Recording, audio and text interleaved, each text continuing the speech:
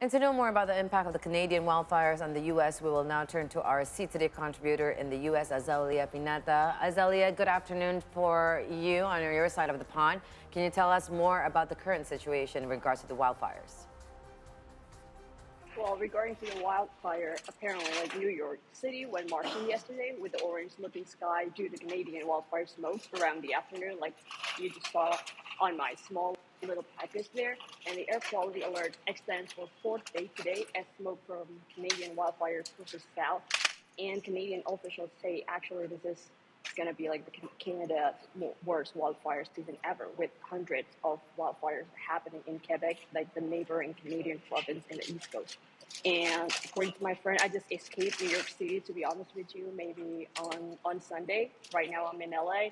You can see like the sunshine very brightly on top of me because it's been cloudy in LA for the past week, but in New York it is expected to be sunny. But on the contrary, right now in New York they experience like very cloudy and very unhealthy air quality out there. And I just checked on the air quality website. New York City is ranked third in the world for poor air quality, slightly just one spot above Jakarta. So if you want to draw a comparison, you can basically say like right now Jakarta feels a lot like New York in terms of like air quality. A series of forest fire in the Canadian province of Quebec, and it's gonna last maybe longer. Like one of you guys said, that's gonna last maybe until the weekend. And alerts have been issued since Monday on the phone, and the official has been keeping the information and alert updated like day by day, even hourly. Yesterday, the alert said the smoke will subside today, but today the alert is still ongoing. So officials are following and updating the situation closely. I spoke to one of the Indonesian students there in New York City. They also received like alert warning from the Indonesian Consulate General in New York, or just Indonesian diaspora, to stay indoor if possible or limit time outside.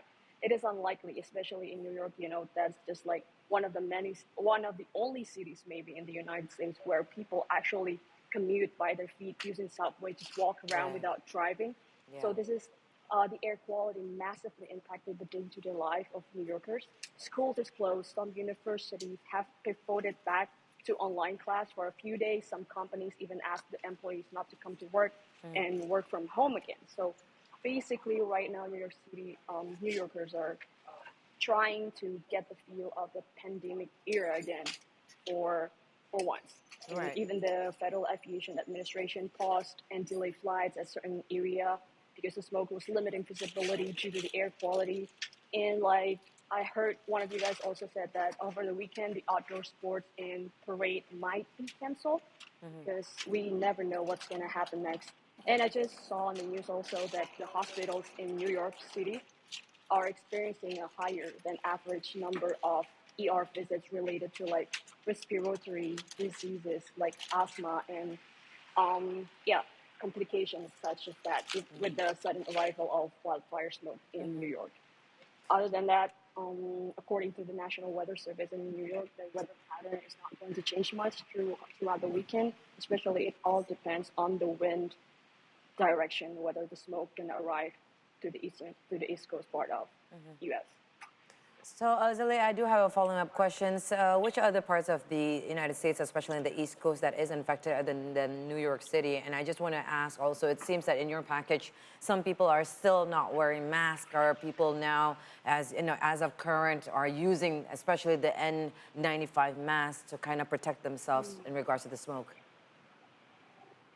Well, you know, at this day and age, we keep updated with our friends or our relatives through social media. And I saw a bunch of because my friends live scattered all over the country here in the US. And I saw one of them actually lives in Washington, D.C. And she posted that the air quality there reach like the purple, like very hazardous level around 300. So I think the smoke is arriving in the like a southern east part of the U.S., maybe around Washington, D.C., even up to North Carolina. Even the zoo in Washington, D.C. is closing right now because they're trying to protect the animal, the visitors, and also the staff there. They don't want them to get like a long complication and things of that nature. Other than that, as for like N95 and mask, maybe people trying to downplay the situation just because, oh, we're done with the pandemic, we don't Yeah. really need masks, and they think maybe they already throw away their masks. But right now, because I've been living in LA for quite a bit, and in 2020 during the pandemic, we also experienced wildfire smoke, so we are very familiar with it. So I hope a lot of people in the East Coast part don't play this kind of situation, because it can be hazardous if you keep inhaling the smoke coming from the fire forest there. All right, so we hope that this situation right now we're subdued very, very soon. And with that said, thank you very much to you, Azalia Pinata, our SC Today contributor, live from Los Angeles, United States. And thank you, and stay safe for all your loved ones in the East Coast, and you enjoying your day in a beautiful sunny day in LA, California. Thank you very much, Azalia.